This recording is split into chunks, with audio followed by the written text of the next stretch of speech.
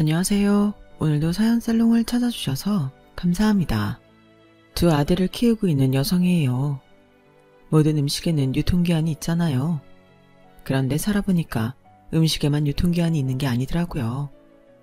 생각지도 못했던 인간관계에서도 유통기간이 있더라고요. 연인이나 친구 사이뿐만 아니라 가족도 마찬가지였죠. 유통기간이 지난 식품은 폐기 처분하는 게 답인 것처럼 인간관계도 마찬가지라는 생각이 들더라고요. 그래서 과감하게 쓰레기통에 던져버렸답니다. 누구를 그렇게 버렸냐고요? 그건 바로 저희 시댁 식구들이에요. 결정을 내리기까지 소가리도 많이 하고 걱정도 많이 했는데 막상 해치우고 나니 속이 다 후련하네요. 그래서 현재 저희 가족은 2년 넘게 시댁과 연락을 끊고 살고 있어요.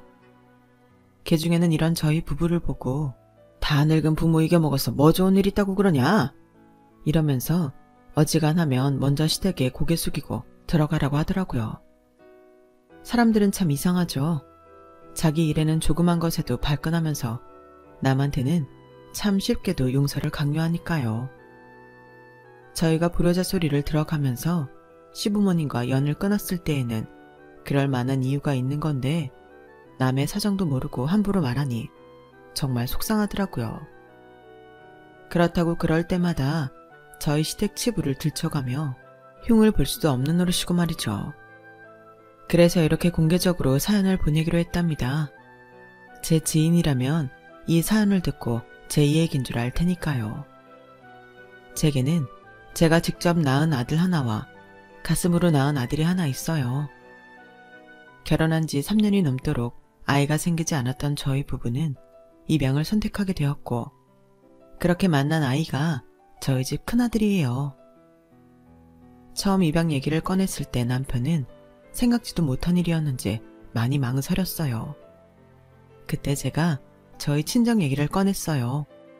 실은 그동안 자기한테 말 못한 얘기가 있는데 내 남동생 말이야. 내가 10살 때 부모님이 입양한 아이야. 결혼할 때 말을 하려고 했다가 괜히 내 동생한테 편견 섞인 시선을 보낼 것 같아서 하지 않았던 얘기였죠. 제 말에 살짝 놀란 듯 했던 남편은 이내 평정심을 찾고 조용히 제 이야기를 들어주었어요. 남동생과 처음 만난 건 저희 부모님이랑 자주 봉사활동을 다니던 시설에서였어요. 시설에 들어온 지 얼마 안 됐던 제 동생은 또래 아이들에 비해 체구도 작고 내성적이어서 늘 구석에서 혼자 놀고 있었죠. 늘 외로워 보이는 그 아이한테 시선이 가는 건 당연했어요. 그 조그마한 아이의 새까만 눈동자 속에는 낯선 공간과 환경에 대한 두려움과 자신을 버린 부모에 대한 배신감, 그리고 사람에 대한 막연한 공포가 가득했어요. 한창 철없이 뛰어놀 나이에 굳이 알지 않아도 되는 감정들을 짓눌려 사는 아이가 그렇게 가여울 수가 없었죠. 저도 고작 10살밖에 되지 않았지만 그래도 그 아이를 내가 보살펴줘야겠다는 생각이 들었어요. 그래서 늘 시설에 갈 때면 동생을 먼저 찾곤 했었죠. 그렇게 2년 정도 지났을까요? 동생도 우리 가족한테 정이 많이 들었는지 조금씩 다가오는 게 느껴졌어요. 헤어질 때면 눈시울이 붉어져선 다음엔 언제 오냐고 묻는데 나도 모르게 눈물이 나더라고요. 그래서 부모님을 졸랐어요. 지훈이랑 같이 살게 해달라고요. 이미 아이가 있는 집에서 입양을 하는 경우는 그리 흔치 않아서 그랬는지 시설 원장님은 신중하게 결정하라는 말을 여러 번 하셨어요. 혹여 저희 가족이 지훈이를 파양하지 않을까 걱정이 되셨던 거죠.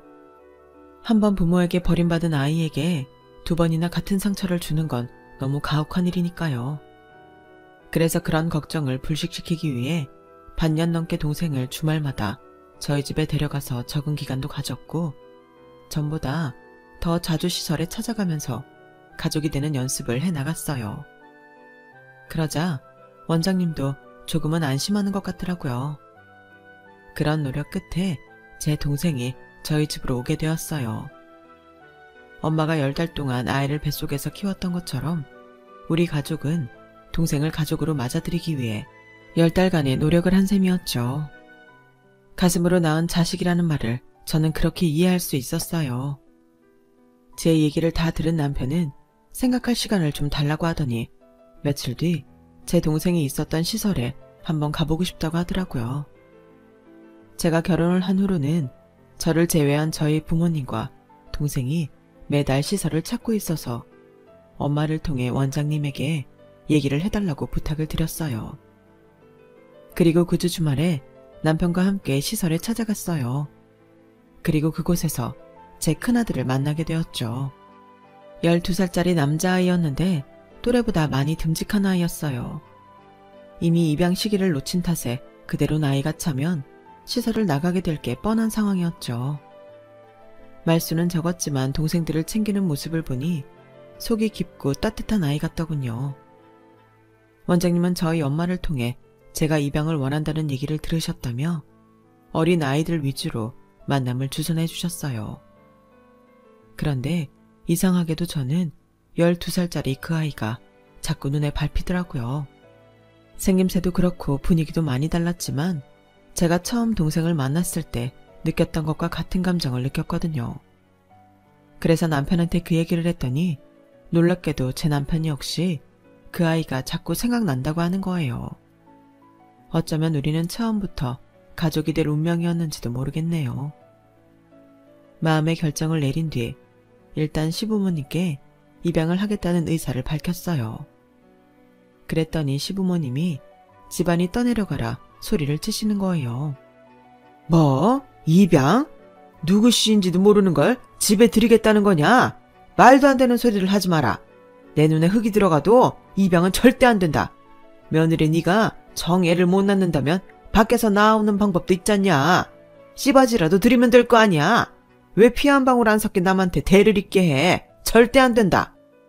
아버님은 제가 불임이라서 입양을 하려 한다고 지레 짐작하셨는지 씨바지 얘기까지 꺼내셨어요. 요즘 세상에 씨바지라뇨. 말이 되는 소린가요? 게다가 그렇게까지 해서 대를 이을 만큼 저희 시댁이 그리 대단한 집안도 아닌걸요. 아무튼 아버님 말씀에 저희 부부는 어이가 없어서 벙찐 표정이 되었어요. 그러자 어머님이 그러시더군요. 그런 표정 지을 거 없어. 네 아버지 말씀 하나도 틀린 거 없다. 어디 집에 들을 게 없어서 남의 집 자식을 들여. 옛말에 머리 검은 짐승은 거두는 게 아니라고 했다. 며느리 너 정말 애 못 갖는 거냐? 우리 민석이한테 이상이 있을 리는 없고 문제가 있다면 너겠지. 말해봐라. 네가 애 못 가지니까 내 아들 꼬드겨서 입양하자고 그런 거지? 말해보라니까. 왜 말을 못해? 어머니, 그런 거 아니에요. 이 사람 몸에 아무 이상 없어요. 저도 그렇고요. 아이는 생기는 대로 낳을게요. 저희가 입양을 하려는 건 데려오고 싶은 아이가 있어서 그래요. 그러니까 제발 허락 좀 해주세요. 불임이 아니라는 말에 아버님은 화가 약간 수그러드는 것 같았어요. 정확히는 당신 집한테는 이을 수 있다는 말에 안도하신 거였죠. 문제는 어머님이었어요. 애를 못 갖는 것도 아닌데 뭐하러 입양을 하냐는 거였어요. 그날 남편과 저는 시부모님을 상대로 3시간이 넘게 설득 작업을 했지만 결국 실패하고 말았어요. 그런데 의외의 인물이 저희 편을 들어주면서 시부모님이 쉽게 설득되었지 뭐예요. 그 의외의 인물은 다름 아닌 신우이였어요. 오빠, 나 결혼하는데 오빠가 2억만 빌려줘. 그럼 내가 엄마랑 아빠 설득해 줄게. 우리 그이가 은행 대출이 안 돼서 신혼집을 못 가고 있단 말이야. 이러다간 꼼짝없이 시댁에 들어가 살아야 하는데 오빠는 하나뿐인 여동생이 시집살이 하는 꼴을 보고 싶어? 야, 나한테 돈이 어딨어. 나도 매달 아파트 대출금 갚느라 빠듯한데. 누가 오빠 보고 돈 해달래? 새언니한테 부탁하는 거지. 언니네 친정 잘 살잖아요. 사돈 어른한테 말해서 나 2억만 빌려주세요. 그냥 달라는 거 아니고 빌려달라는 거예요. 꼭 갚을게요. 네? 대신 내가 책임지고 우리 엄마 아빠 설득할게요. 내가 설득 못하면 돈 안 빌려줘도 돼요. 신우이는 호언장담을 하며 돈을 빌려달라고 애원했어요. 솔직히 친정 아빠한테 말씀드리면 못해줄 돈은 아니었어요. 다만 신우이에 대한 제 믿음이 없었다는 게 문제였죠. 저희 신우이는 돈 문제는 물론이고 사소한 약속 하나도 제대로 안 지키는 인간이거든요. 그래서 조건을 걸었어요. 입양 문제로 시부모님을 설득하는 건 물론이고 결혼할 남자를 데려와서 차용증을 쓰라고 말이죠. 공증까지 제대로 받을 테니 건성으로 할 생각 말라고 못도 박았어요. 시집살이를 하느냐 마느냐의 기로에 놓였던 시누이는 뭐든 시키는 대로 다 하겠다며 의욕적으로 나오더군요. 그렇게 해서 저는 아빠한테 말씀드리고 결혼 전에 아빠가 제 앞으로 해주셨던 빌라를 처분했어요. 그리고 시누이한테 2억을 빌려주었죠. 당연히 변호사 입회 아래 시누이랑 결혼 상대자까지 불러 공증작업도 끝냈고요. 그리고 제 동생을 입양할 때 그랬던 것처럼 1년 가까운 시간을 들여 아들을 입양하게 되었어요. 이미 머리가 다 큰 아이라서 품 안에 넣고 끼고 살지는 못했지만 또 그 나이대로 나름의 자식 키우는 맛이 있더라고요. 특히 남편은 대중 목욕탕에 아들을 데리고 다니는 재미를 쏠쏠하게 느꼈어요.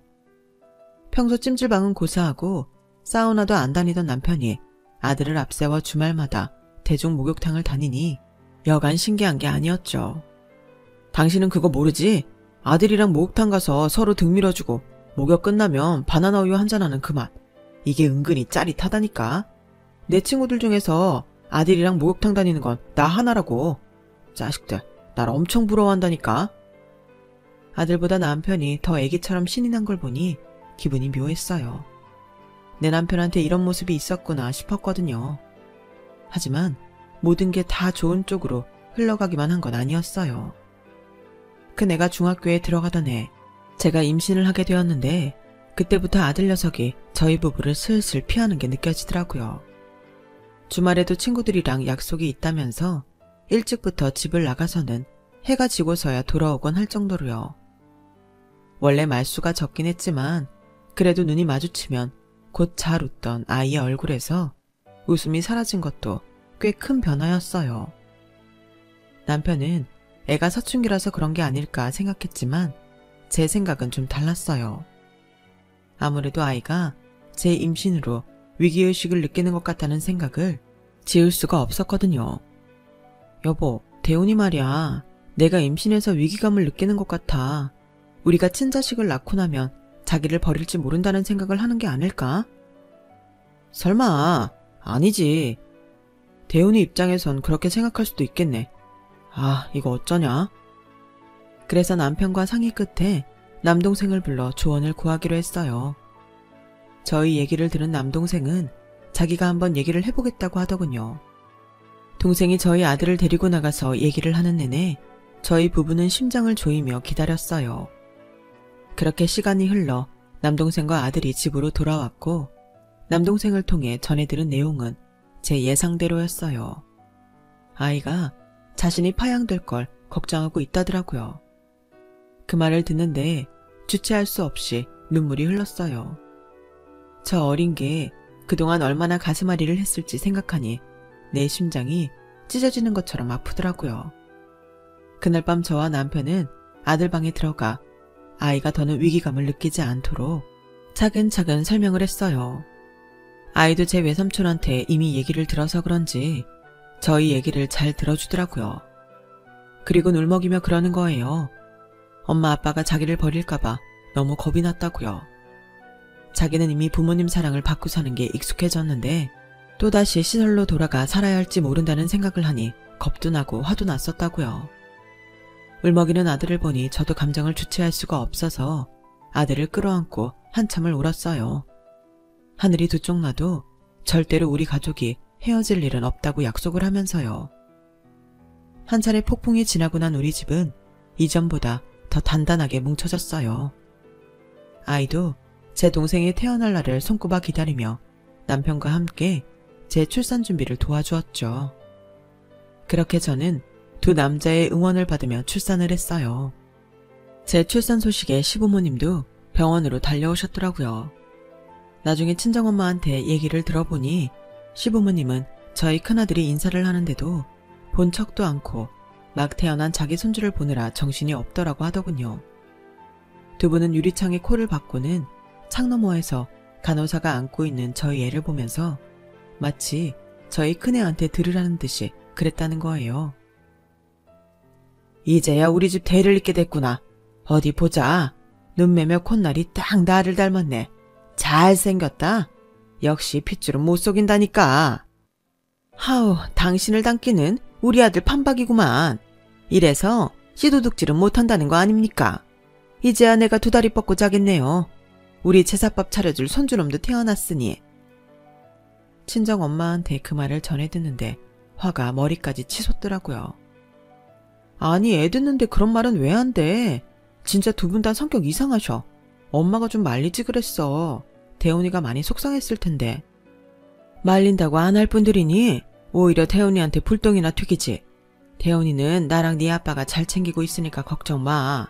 그리고 네 시부모님 마음도 이해해 드려라. 자기 핏줄 귀한 건 당연한 거 아니겠니? 그동안 그렇게 바라던 손주를 보셨는데 얼마나 기쁘시겠어? 그거야 저도 잘 알죠. 하지만 조금만 우리 큰애 마음을 생각해 주셨으면 하는 바람도 있었어요. 그리고 한편으로는 앞으로도 이런 일로 저희 큰애가 상처받는 일이 비일비재할 거란 생각에 걱정이 되더라고요. 그리고 그 걱정은 얼마 지나지 않아 현실이 되고 말았어요. 저희 부부는 제 출산 후 첫 명절에 두 아이를 데리고 시댁에 갔어요. 제가 주방에서 일을 하는 사이 큰애가 지 동생 기저귀를 갈아주고 있었는데 아직 기저귀 가는 솜씨가 서툴러 그랬는지 아이가 뒤척이며 낑낑거린 거죠.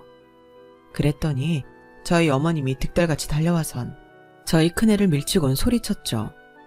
어디 함부로 내 손주 몸에 손을 대? 너 솔직히 말해. 너 우리 동훈이 꼬집었지?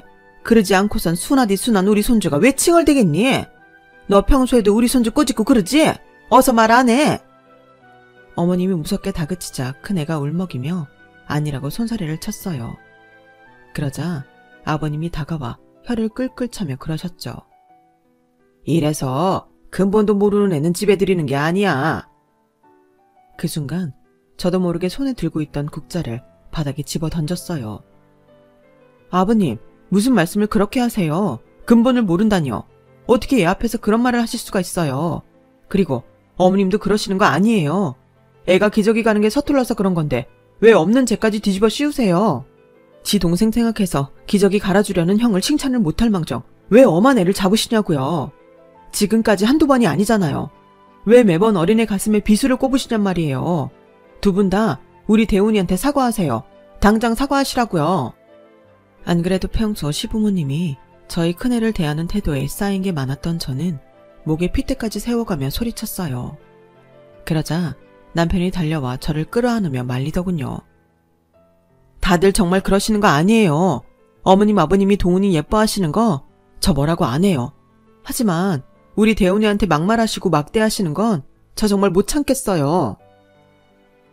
아이고 상전 나셨네. 니깎게 못 참으면 어떨 건데? 왜? 니 양자 데리고 집이라도 나갈 거냐? 그런 거라면 안 말린다. 대신 나갈 때 나가더라도 내 손주는 놓고 나가라. 어머니, 그걸 말이라고 하세요. 그리고 왜 이 사람이 나갑니까?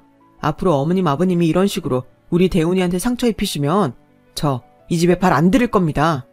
저뿐만 아니라 우리 식구 누구도 이 집에 발 안 들인다고요.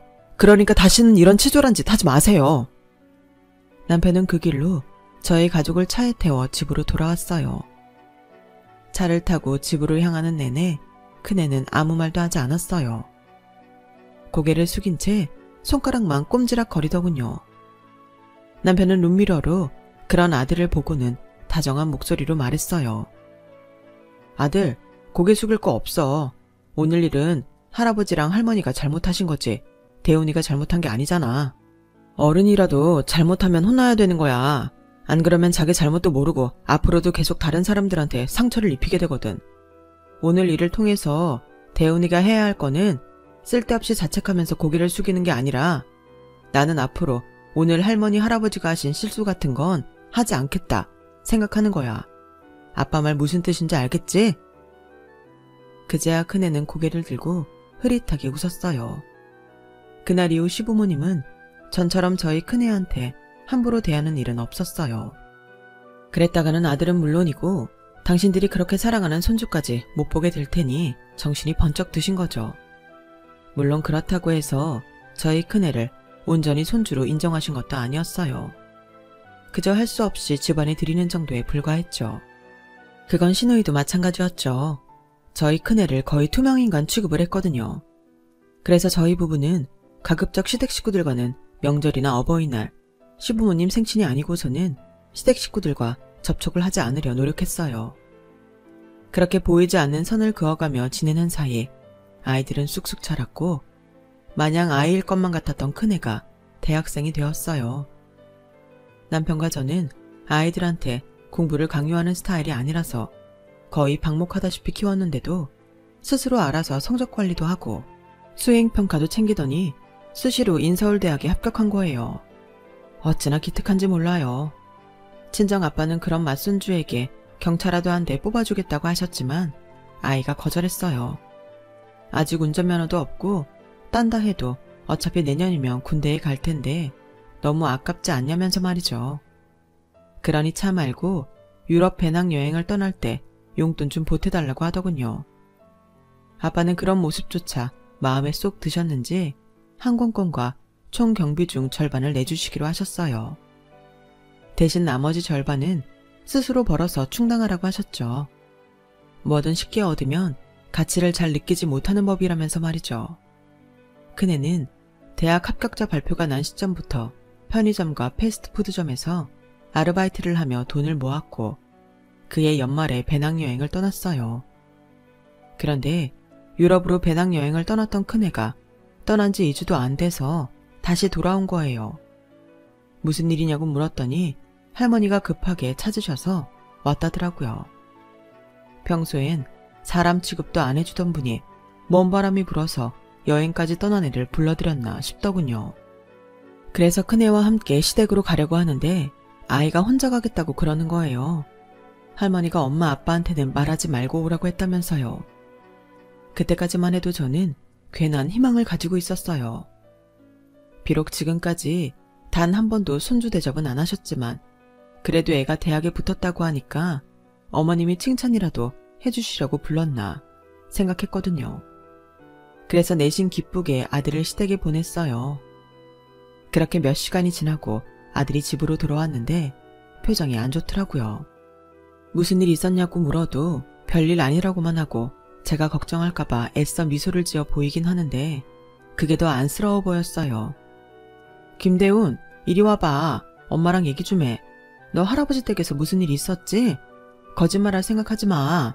엄마가 널 모르겠니? 네가 아무리 웃으면서 표정 관리해도 엄마는 안 속아. 어떻게 엄마가 자식 속을 모르겠어. 그러니까 솔직하게 털어놔. 무슨 일이야? 몇 번이나 아무 일 없었다고 자리를 피하려고 하던 아들은 결국 제게 모든 걸 털어놓고 말았어요. 뭐? 너 보고 간을 떼어달라고 그랬다고? 정말 미친 거 아니야? 고모부 상태가 많이 안 좋으시대. 간 이식밖에는 방법이 없다나 봐. 근데 왜 너 보고 간을 달라는데? 네 고모부 형제들도 멀쩡히 살아있는데.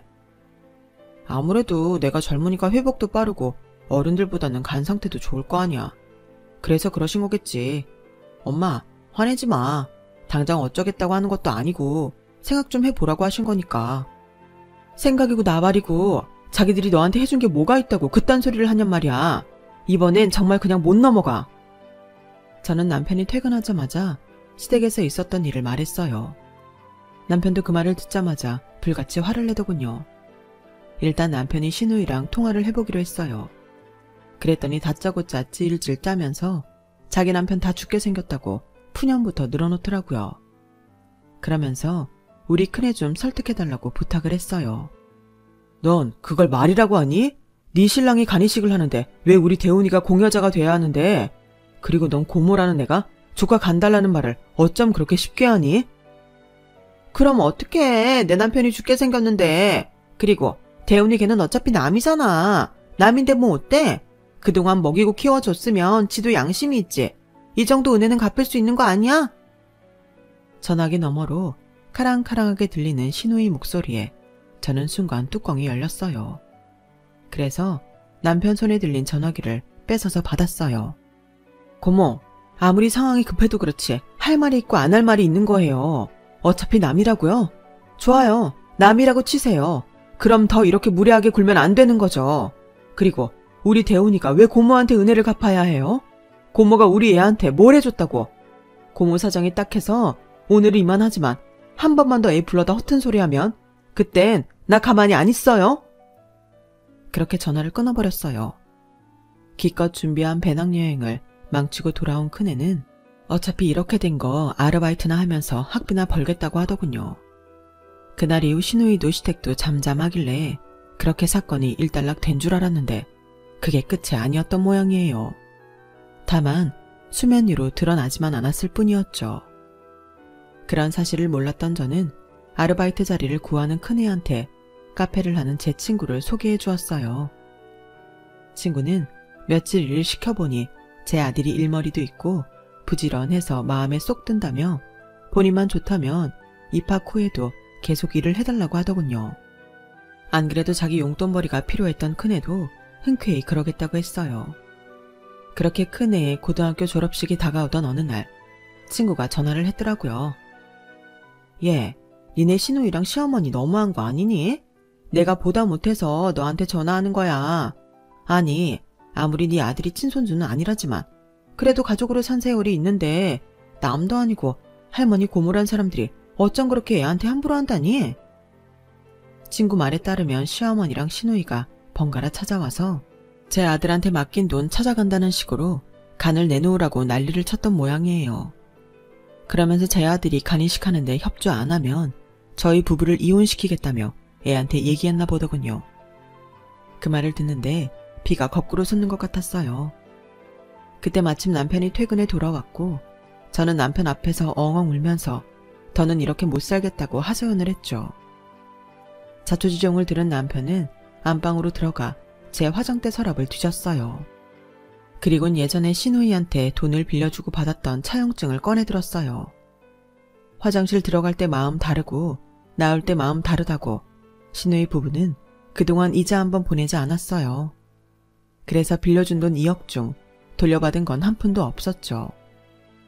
늘 저희를 볼 때마다 형편이 어렵다며 돈 좀 꺼달라는 소리를 해대서 돈 갚으란 말을 참아하지 못하겠더라고요.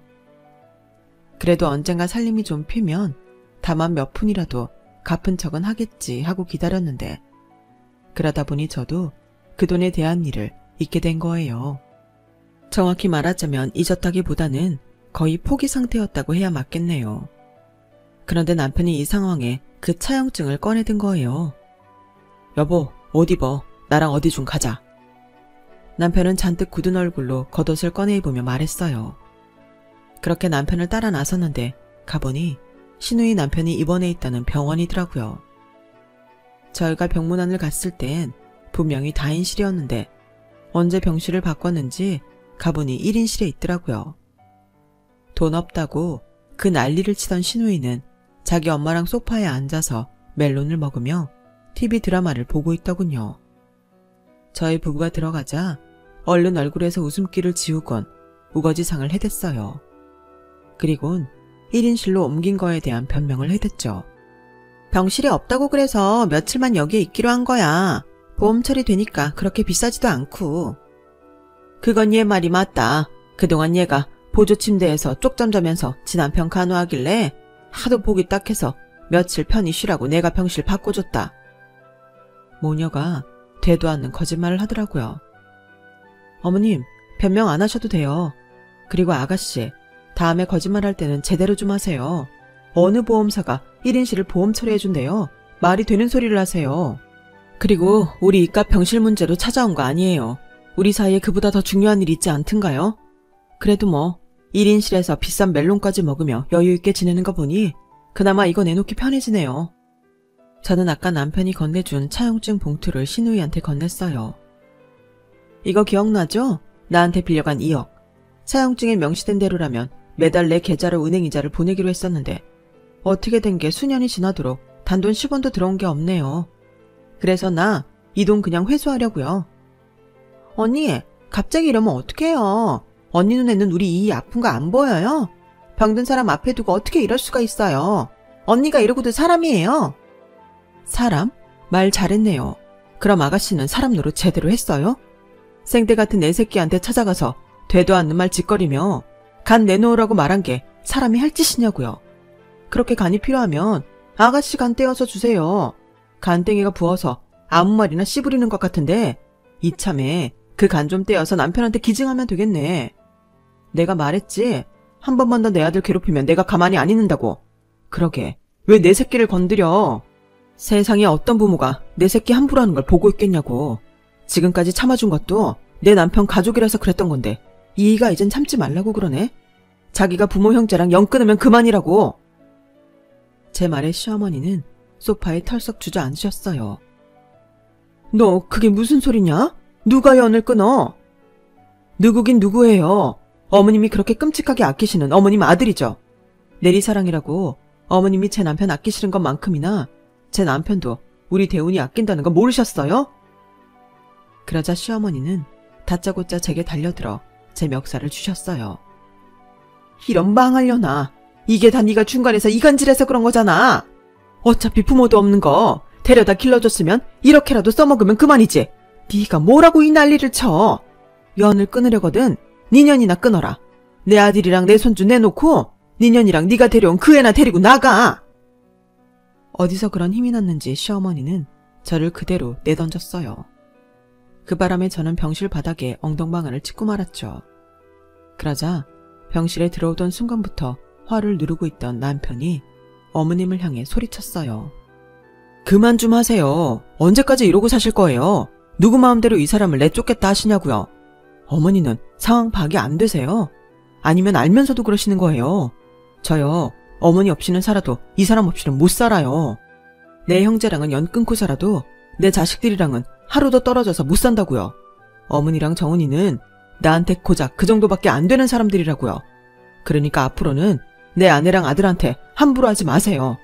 아니, 앞으로 연락도 하지 마세요. 지금 이 순간부터 우리는 가족도 뭣도 아닌 남남이니까요. 은정이 너도 마찬가지야. 너 이 사람한테 돈 빌려가 놓고 이자 한 번 안 내면서 그동안 네 남편이랑 해외여행이다 골프 여행이다 하고 싶은 거 다 하고 산 거 나 다 알아. 그래도 동생이라고 이 사람한테 말 못하고 숨겨왔는데 네가 이렇게까지 나오니 어쩔 수 없네. 니네 집을 빼든 밖에 나가 구걸을 하든 이번 주까지 2억 이 사람 계좌로 보내. 안 그러면 법정에서 보게 될 테니까. 그날 남편과 저는 시댁과 연을 끊고 집으로 돌아왔어요. 다음날 아버님과 어머님이 집까지 찾아와 한참이나 문을 두드리셨지만 열어드리지 않았어요. 시누이는 제가 전화를 안 받자 음성 메시지에 울고 짜면서 미안하다고 한 번만 봐달라는 음성을 남겼더라고요. 그런데 이상하게도 그런 시누이가 하나도 불쌍하지 않은 거예요. 시누이가 우는 게 마치 악어의 눈물 같았거든요. 결국 9주가 지나도록 시누이는 돈을 보내지 않았고 저는 월요일날 바로 시누이 앞으로 내용 증명을 보냈어요. 그러자 시누이한테 문자가 왔더라고요. 집을 빼려면 시간이 걸린다며 조금만 말미를 달라고 말이죠. 그리고 한 달여쯤 지난 어느 날 제 계좌로 2억이 들어왔어요. 남편이랑 친한 사촌동생한테 들어보니 현재 시누이는 친정에 들어가 살고 있다고 하더군요. 시누이네 시어머니가 시누이한테 간이식을 부탁하자 얼른 이혼 소송을 시작하고 친정으로 도망쳤다더라고요. 자기도 주기 싫은 간을 남의 자식한테 떼어달라고 하다니 진짜 간땡이가 부은 인간이죠. 시댁과 연을 끊고 살게 되니 남편한테 미안한 마음이 들기도 했어요. 그건 우리 큰애한테도 마찬가지였죠. 자기 때문에 일이 이렇게 됐다고 생각하는 것 같더라고요. 그러자 남편이 하루는 밥상머리에서 이런 말을 하더라고요. 우리가 먹는 음식에만 유효기간이 있는 게 아니야. 살아보니 인간관계에도 유효기간은 있더라고. 그게 피를 나눈 부모 형제라고 해도 말이야. 내가 부모 형제랑 연을 끊은 건 당신이나 대훈이 때문이 아니야. 내가 그래야 할 것 같아서 한 거니까. 대훈아, 아빠가 그리 오래 살지는 않았지만 이거 하나는 확실히 말해줄 수 있어. 대훈이 널 힘들게 하는 사람들이라면 참고 넘겨줄 게 아니라 관계를 끊는 것도 한 방법이야.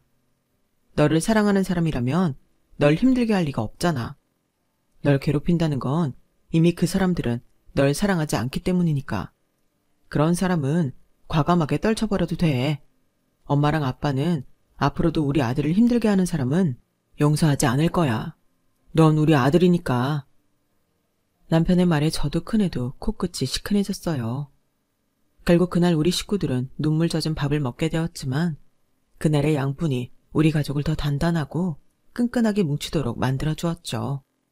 벌써 2년이라는 시간이 흘렀지만 여전히 저는 남편을 부모 형제랑 떼어놓은 비정한 며느리로 낙인 찍혀 있어요.